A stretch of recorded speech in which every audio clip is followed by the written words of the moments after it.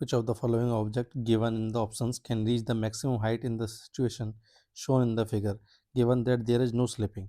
कि हमारे पास बॉडी दे रखी है, हमारे पास solid cylinder, sphere, disc and ring, और बोला है कि अभी रोल करते हुए, बिना स्लिप किए रोल करते हुए अगर ये चढ़ती हैं तो मैक्सिमम हाइट जो है वो कौन सी बॉडी अचीव करेगी। तो सीधे सीधे एनर्जी कंजर्वेशन लगाए थे इसमें, क्योंकि हमको जब पता है कि बिना स्लिपिंग के सब रोलिंग होती है तो फ्रिक्शन का वर्क जीरो होता है, तो मैकेनिकल एनर्जी कंजर्व रहेगी। क्लियर। तो जब ये ग्राउंड लेवल पे है तो इसकी पोटेंशियल एनर्जी को मैं जीरो मान लेता हूँ। काइनेटिक एनर्जी अभी हमारे पास ट्रांसलेटरी वाली भी है और रोटेशन वाली भी है, हाफ आई ओमेगा स्क्वायर, जहाँ ओमेगा को वी बाई आर का होल स्क्वायर भी लिखा जा सकता है। और जब ये अपनी पीक पोजीशन पर पहुंच जाएंगी तो पोटेंशियल हो जाएगी एम जी एच, और दोनों काइनेटिक हो जाएंगे जीरो।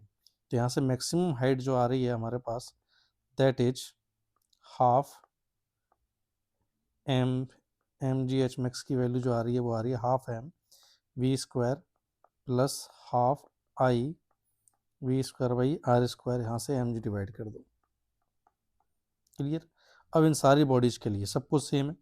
क्लियर। अगर मैं particular we note mass same दे रखा और वी नोट सेम दे रखा तो मास और वी तो सेम है, तो वेरिएबल क्या है, आई। ठीक है, तो इस पूरी इक्वेशन में साफ समझ नजर आ रहा है कि जिसका आई ज़्यादा होगा उसकी मैक्सिमम हाइट भी क्या आएगी, ज़्यादा आएगी। बस अपन को आई पे कंपेरिजन करनी है। तो सॉलिड सिलेंडर के लिए तो अपने मेन एक्सिस की अबाउट मोमेंट ऑफ इनर्शिया होता है M half M R square by two, तो ये आएगा 1/2 मल्टीप्लाई फैक्टर। सॉलिड स्फीयर के लिए आता है 2/5 एम आर स्क्वायर, तो यहाँ बन जाएगा 0.4। डिस्क के लिए आएगा 1/2.5। रिंग के लिए आएगा एम आर स्क्वायर तो 1, क्योंकि रिंग का अपने सेंटर ऑफ मास के ओर पास होने वाले एक्सिस के लिए आई सबसे ज़्यादा है, तो ऐसे में रिंग के लिए मैक्सिमम हाइट भी सबसे ज़्यादा आएगी। तो correct answer is fourth option.